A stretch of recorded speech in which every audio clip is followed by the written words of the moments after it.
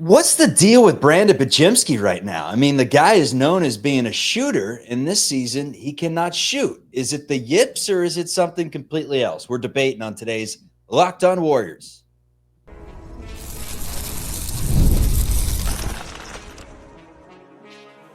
You are Locked On Warriors, your daily Golden State Warriors podcast. Part of the Locked On Podcast Network, your team every day. What is the good word, everyone? We appreciate you for making Locked On Warriors your first listen of every day. A lot of ways you could check out the show. YouTube, if you're watching us right now, we appreciate the thumbs up. Hop in the comments on your favorite point of the show or whatever is most contentious to you and give your take. We love hearing from you. It does not go unnoticed. Today's episode is brought to you by FanDuel. You can start the season with a big return on FanDuel. New customers can place a $5 bet. You'll get started with $150 in bonus bets if you win your first $5 bet. Visit FanDuel.com to get started. We're also free and available wherever you get your audio podcasts, and we are part of the Locked On Podcast Network, your team every day. Now is a good time to tell you about our newsletter, the Locked On Warriors Daily Newsletter. It's one stop for ultimate team and league coverage. It's delivered right to your inbox every morning/afternoon. Sign up for free now at lockedondaily.com. That is lockedondaily.com to start your day with a cup of Joe and the new free Locked On Warriors newsletter. I'm Charlie Walter, formerly at 95.7 The Game in the Bay Area, also CBS News Bay Area, little TV radio hybrid guy. Matt Kolsky, Radiohead, through and through. And today, my podcast partner, Kolsky, was with me at 95.7 The Game, did Warriors Post, also has spent some time and still spends some time at KNBR, the leader in the Bay Area. Draymond Green, he said he sucked. Did he suck? We're debating that. Brandin Podziemski, he's shooting under 20% from three. What in the world has gotten into Podz in his stroke? And the Warriors look to get back on track with a much easier schedule coming up.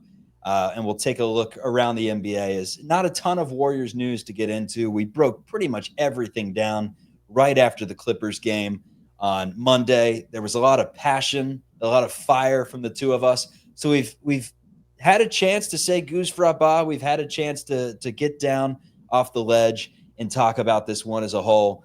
Draymond Green, though, he went straight to the post-game press conference and he said, I sucked after he turned it over 6 times. This one was on me. And it's interesting because the first time the Clippers played the Warriors, remember, Steve Kerr benched him in the second half. We didn't see Draymond down the stretch. So clearly he thought that Draymond, the best chance they had to stop Zubac, best chance they had to win this game. Was he wrong by saying, I sucked? It's a good question. It's all relative, I suppose. By his standards, he wasn't good enough. I could say that. You know, it's tricky. He hit his threes. He played good defense. But I think his main point, and he's right, is that if you are Draymond Green, a 34-year-old future Hall of Famer whose offensive prowess primarily is ball handling and distributing, 6 turnovers is unacceptable. So in that sense, yeah, he sucked. Look, he's not the biggest culprit to me last night because he only missed 1 free throw. If I had to pick a culprit, it's the free throw shooting, and that falls on a few different guys. But it's a problem they have to correct almost as a team. Obviously Steph doesn't need to worry about that, but pretty much everybody else is clanking their free throws, and that's not going to work. If you have any designs on being a serious competitive basketball team, free throws are a non-negotiable. So, all these guys who aren't great free throw shooters got to at least get over 70, 75%. You can't be shooting 65% from the line if you're going to get there a lot, like Kuminga or Wiggins. All that said, he's still Draymond out there, and it would have been a lot worse without him. Fair enough. I mean, dude, he's stroking from three-point range. After he shot a career best, 38, 39 a season ago, he's at 46%. He's actually tops on the entire team, aside from Guy Santos, who's probably hit 1 or 2 all season. Small sample, yeah. Yes, he's the top 3-point shooter on the team over Steph Curry's 42. over Buddy Hield's 46.2. Draymond Green at 46.7, the team's leading three-point shooter. And it just is wild to me that as a whole, the Warriors are shooting 39%. They have Draymond hitting 46%. Moses Moody hitting 45%. Melton, when he's healthy, at 37. Wiggins at 38. Buddy Hield at 46. Steph Curry at 42. If you're knocking down three-pointers at that clip, why the hell can't you hit a damn free throw? They were missing Looney. They were who was missing them all yesterday? The answer is everyone. Yeah, Kuminga, Moody. Draymond did miss one. Who else missed free throws? I'm looking at it right now. Wiggins missed 2. Trace missed 2. Podziemski missed 2. Kuminga missed 3. Draymond missed 1. Can't have it. Adds up to 9 of 19. And it can't happen. You can't shoot under 50% as a team from the line. It's not going to work, especially if you're playing someone who's decent at all. Now, what's nuts is a couple extra made shots here or there, a couple of different decisions over the course of the night, a couple fewer turnovers. They do win that game shooting 9 of 19 from the line, but you're not serious, right? Like, if you want to be a serious team, you got to shoot free throws well. So there's just not much to say about that. They just got to be better. And it's frustrating to feel like that's a reason you lost a game. But to Draymond's point, you could just as easily make up that 3 points by cutting out 2 or 3 of his 6 turnovers. Brandin Podziemski, that's a big talking point on today's show. The yips, man, because Podziemski's been a good shooter. You go back to his high school splits. You look at what he did in Santa Clara. You saw what he did in the Warriors' first season. You look at how he shot in the summer league. You look at how he shot in the preseason. Brandin Podziemski's been a pretty consistent shooter his entire life since he was shooting on the little Tykes hoop back in the day. This season, not so much. 38% from the floor, 19% from deep. What is the issue with Brandin Podziemski? That is a tease. We're discussing it coming up on today's Locked On Warriors. Also, the Cleveland Cavaliers are no longer invincible. A great game with the Boston Celtics, handing the Cavaliers their first loss of the season. We're going to break these things down into tiers. We're going to look at the NBA after 15 games of the season. We're going to talk about our now contenders. We're going to talk about contenders before the year that were clearly pretenders, and then just a bunch of teams hodgepodged in the middle. Maybe we point out 1 or 2 that could turn the corner and have a good season. But first up on the itinerary, Brandin Podziemski, the yips, or what is it? First, let's tell you about Mint Mobile. Good stuff. With big wireless providers, what you see is never what you get. Somewhere between the store and your first month's bill, the price you thought you were paying magically skyrockets. Not with Mint Mobile. You'll never have to worry about gotchas ever again. When Mint Mobile says $15 a month when you purchase a 3-month plan, they mean it. Say goodbye to overpriced wireless plans, jaw-dropping monthly bills, and unexpected overages. $15 a month, premium wireless plans. Can't complain about that. Use your own phone with any Mint Mobile plan and bring your phone number along with all your existing contacts. Save some money and ditch the overpriced wireless with Mint Mobile's deal and get 3 months of premium wireless service for $15 a month. To get this new customer offer and your new 3-month premium wireless plan for just $15 a month, go to mintmobile.com/LockedOnNBA. That's mintmobile.com/LockedOnNBA. Cut your wireless bill to $15 a month at mintmobile.com/LockedOnNBA. It's a $45 upfront payment required. New customers on first 3-month plan only. Speed slower, above 40 gigabytes on unlimited plan. Additional taxes, fees, and restrictions apply. See Mint Mobile for details.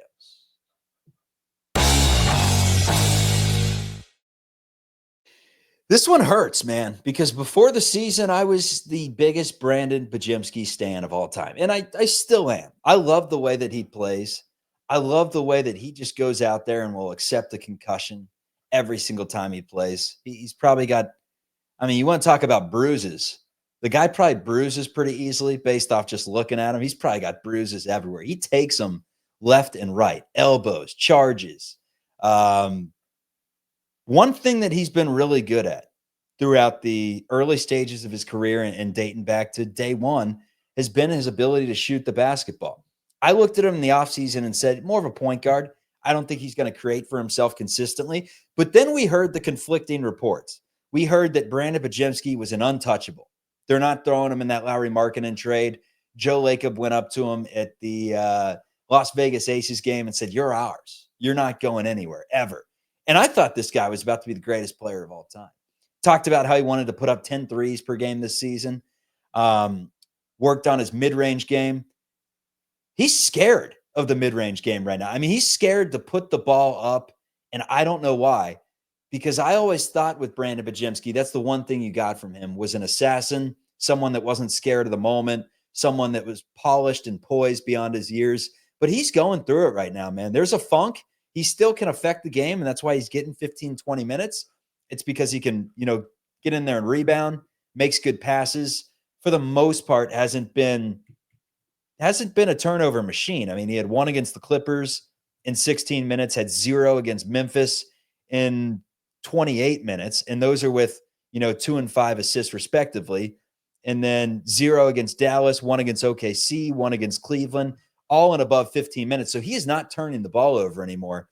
However, the indecisiveness, I feel like it's been stalling the offense a little when he's on the court. I'd have to look at the plus minus and see if they're performing well with him on the hardwood, but it doesn't seem like it's whipping. It seems like he almost hesitates for a second. And I saw someone in the comments say he may have watched a little too much Chris Paul. I think that's just somebody who hates Chris Paul, but maybe. Okay. It's a lot. First of all, I think you're severely overplaying his, it's like guaranteed ability as a shooter. He had a great year at Santa Clara. He was garbage at Illinois the year before that. He was good last year, but more streaky. Yeah, finished 38%, but I feel like he was like 44 for the first half of the year, and I'd have to check. But he's streaky. He's not like a shooter's shooter. He's a scorer who can make threes. You know what I mean? I don't think of Podziemski, nor did I see last year like a guy with a pure stroke who that thing's gonna be wet consistently. So that's one thing, but that is separate from what's happening right now, because surely he's not a 19% three-point shooter, right? I mean, we know he's, I think, 38 from the field, 19 from three right now, and he's only making like half his free throws. The kid's a mess. He's still young. We keep talking about how well everyone's handling a 12 or 13 man rotation. And I think Podziemski is a little bit of the exception to that, because as you said, there was a lot of hype in the offseason. Certainly he was getting a lot of run in preseason. He breaks his nose and kind of slips down to the 15-minute zone of the rotation. And then he's shooting with a mask on, which he before it ever started, said he had done before and was no fan of. And I kind of just think it's a confluence of unfortunate circumstances for Podziemski. And I really think he'll come around. And one thing I learned from Klay Thompson, actually, shout out Klay, the worst time, I mean, it doesn't really matter in the long run, but in terms of how people discuss you and your reputation, the worst time to have a shooting slump is the start of the season. Because there were at least 4 years of Klay's prime when people a month in were panicking that he had lost it somehow because he was shooting 30% from three or something like that, right? Now, look, Brandin Podziemski is not Klay Thompson. He's never going to be Klay Thompson. But again, surely 19% is uncharacteristically low. And I just don't see him as a candidate for the yips. I just don't. I think he's pretty confident. He's not shooting it confidently right now because he is in a slump. But I kind of think if he had come out of the gates hot and was shooting 45% and then had a 10-game slump where his shooting percentage slipped to 35%, we would not be panicking as much in that scenario as we are right now, even though the same thing would be happening. Yeah, we know that Steve Kerr loves the way that Brandin Podziemski plays. I found it fascinating that all the talk was kind of, remember it was Dumas, I think, was talking to him in the tunnel after a summer league game. And he's like, so now that you're sharpied in as the starting shooting guard this season, right? Now that you're penciled in as the starting shooting guard, he's not the starting shooting guard. It's Lindy Waters, it's DeAnthony Melton, it's Moses Moody. It's pretty much anyone but Brandin Podziemski as of late. Do you think he has any, I guess, danger of losing some minutes to some other players here? Or is it just 15 to 20 minutes a night? It's what Kerr's going to give him because of the intangibles that he brings. I kind of think he's already lost him, right? I think what he lost was the 25 down to the 15, maybe 20. I mean, he was playing, just a couple games ago, it's like 28 minutes. So Right. I think right now, until he turns it around shooting the ball, I think you're probably seeing his minutes capped closer to 20. Now, look, there are going to be exceptions to that. Injuries cause things, matchups cause things. And as you've said a number of times, as we've both said a number of times this year, the guy does a lot of things that help you even when he's not shooting the ball well. That being said, there's enough guys on this team who do a lot of things to help you and also are shooting the ball right now that, yeah, if this continues for too long, he's bound to lose more minutes. He's bound to. The rotation will tighten up more and more at certain points. And the nice thing about the regular season is you'll have some rest nights, you'll have injuries, you'll have reasons for the lowest guys on the totem pole to get big minutes on random nights. But in terms of where he stacks up in that 13, he's certainly in double digits right now, and we would not have said that before the season. The schedule slows down for the Golden State Warriors moving forward over the next week, but we do get to see some star power, including maybe the biggest star in the NBA right now. We're teasing ahead to the Golden State Warriors' next 5 games and also taking a look around the NBA. The tiers, we're updating them. That's on Locked On Warriors. Get ready to tackle the NFL action with FanDuel, America's #1 sportsbook, because right now, new customers can bet $5 and you'll get 150 in bonus bets if you win.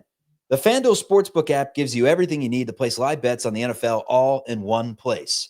So when you get a hunch in the middle of the game, you can check out the latest stats, view live play-by-play, and so much more on the same page where you place your bets. Visit FanDuel.com to join today. You'll get started with 150 in bonus bets if you win that first $5 bet. That's FanDuel.com. Never waste a hunch and make every moment more with FanDuel, the official sportsbook partner of the NFL. And the Golden State Warriors over-under win total, it was 43.5 before the season began. They're looking pretty good right now, the Warriors are. The official record for them sits at 10-3 after 13 games. If you want to make Warriors bets, do it on FanDuel.com. Schedule coming up, Kolsky. I mentioned that it's not great. It's great if you're a Warriors fan. It's a chance to, get back in the win column and potentially be 14-3 heading into Oklahoma City. But you got the Atlanta Hawks, Trae Young. You get a star, but a team that's not great. They're hovering around 500. You get a road game at New Orleans, who you had no issues with in that back-to-back at Chase Center a few weeks back. Then you go to San Antonio. Victor Wembanyama. It's always a fun game to see in the Spurs. Still underwhelming. They're not quite Houston, but they're dangerous whenever you have Victor Wembanyama. And then it's Brooklyn. Cam Thomas, one of my favorite players in the NBA, did not play in their most recent game, but Cam Thomas is a walking bucket. I know Cam Johnson has been linked to the Warriors for a minute, maybe as a deadline trade that could help out the team. So we'll see what Brooklyn has to offer. Ben Simmons, our favorite. Who doesn't love Ben Simmons? And then it's back to the gauntlet. It's Oklahoma City. it's Phoenix, it's Denver, it's Houston, it's 2 against Minnesota, it's at Memphis and maybe Ja, then it's at Minnesota. It's the Eastern Conference champs from a season ago, or the team that got to the Eastern Conference Finals, the Indiana Pacers, it's the Lakers, it's at the Clippers again, it's Phoenix, it's Cleveland, it's Philadelphia, it's Memphis, it's Sacramento, it's Miami. I just mentioned like 17 games in a row that the Warriors could theoretically lose before they finally get Detroit. So you better win these upcoming games. Cam Thomas is one of your favorite players in the NBA. I'm a little stuck on that. I loved him at LSU, man. I thought he was a walking bucket, and he gets his, man. He's fun to funny. watch. I had to check to see if he went to Cincinnati when you said that. I was like, I wonder why Cam Thomas. All right. He is a bucket, man. He's fun. He doesn't pay much attention to what's going on around him on the floor, but God, he can score. They're all winnable, as you said. So are the Clippers. So like, lock in, right? I mean, the Warriors should not get carried away and start thinking any game is a cakewalk for them. Now, Portland, Utah, maybe. But for the most part, every team in the West can jump up and bite you. Like it's not rest time in any of these 4. As you said, like the Hawks might be the weakest for me of the group, but they have Trae Young. That's not nothing. The Spurs are a real threat for the Warriors specifically. They got a lot of big young bodies led by the biggest and youngest of all in Victor Wembanyama. Like the Nets are live. They're not great. They're not deep, but they can score and they're fun. So yeah, like this is another stretch. And the good news is so far, other than the Clippers, the Warriors have done exactly what we're asking them to do in these stretches, which is take care of business against the lesser teams. So hopefully that continues. And look, it should. And hopefully the second loss to the Clippers, like it's not great that Draymond turned the ball over 6 times, but I do favor a Draymond coming off saying that he sucks in a post-game show to be very locked in for this next bunch of games. The Western Conference right now is wacky because if the season were to end today, 14 games in, you'd have the Dallas Mavericks missing the playoffs, along with the likely candidates, the Spurs, the Blazers, the Pelicans, and the Jazz. But it's the Western Conference champions from a season ago that add in Klay Thompson during the offseason, that add in Najee Marshall and Quentin Grimes, and they're thinking, hey, this team can win 55-plus games. And as of right now, they're all the way near the bottom of the league and missing the playoffs if it were to end today. And okay, there's a lot of season to go, but it's a tough climb because you got the Sacramento Kings above them that are no slouch. You got the Clippers, who at some point this season could be getting Kawhi back, and that changes everything for them. You got the Wolves, the Grizzlies. I mean, just look at this Western Conference play-in tournament. Grizzlies, Wolves, Clippers, Kings. If Kawhi Leonard's back on the Clippers, I mean, that's some star power, man, for a play-in tournament comparatively to the East, where you got the Bulls, the Pistons, and the Nets. I mean, come on, don't make that face. The face is the notion that Kawhi Leonard will be healthy. I think we got to give up on that. It's November, Colsky. There's a long way to go. What November is it? It's hard to remember because he's hurt all the time. So, like, he remember he hasn't really been healthy. Was hurt in November since San Antonio. Yeah, honestly, I mean, he played like 50 games to win a title in Toronto, and that's great. And look, he's still incredible in the rare moments that he's healthy. But it seems like every time he comes back, whatever. We don't need to get into that. I do expect the Clippers to fall out, and like you said, Dallas is a half game out of that 10th spot. So for me, that's the 10, flip the Dallas and the Clippers. Like the 10 is about right, but it's all jumbled up order wise. That's for sure. I mean, Houston has looked really good so far. The Lakers and Warriors are both surprising everybody. Denver, not so good relative to what you might have thought. So it's going to be topsy-turvy all year. But remember, even now, it's 4 games separating 1st and 11th. And I think it could be that for most of the year. It's just going to be tight. It's a really good conference, and that is why it's so important that the Warriors win games like these next 4 against lesser teams. So that 3 through 6 spot, Lakers, Rockets, Suns, Nuggets, who to you is the biggest fraud?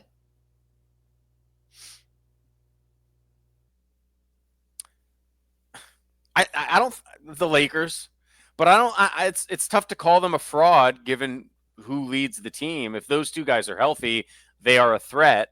So that's the thing. Like, the only fraud in the 10 to me are the Clippers. The rest of those teams, and frankly, if the Clippers hadn't beat the Warriors twice, they'd be in the bottom where they're supposed to be. So, like, there are 10 to 11 non-fraud Western Conference teams as far as I'm concerned, and that's why I think it's going to be so tight all year. You look at the East, the New York Knicks were the big, sexy pick in the offseason. They're 8-6 right now, have been very pedestrian, but have picked it up as of late. They're what? They've won 3 in a row. They're 6-4 in their last 10. So the Knicks at 4th right now in the East, up there with the Mavericks, who are 3rd, and then it's a two-way race right now at the top. It's the Cavs at 15-1 in Boston at 12-3. The most surprising thing in the East is the Philadelphia 76ers at 2-11. I mean, would it have been a completely different story had Paul George joined the Golden State Warriors? I mean, maybe so. But based on how that's going right now, that project, you would have to say that the Warriors somewhat dodged a bullet, right? I mean, that's a disaster over there in Philly. He hasn't helped them at all.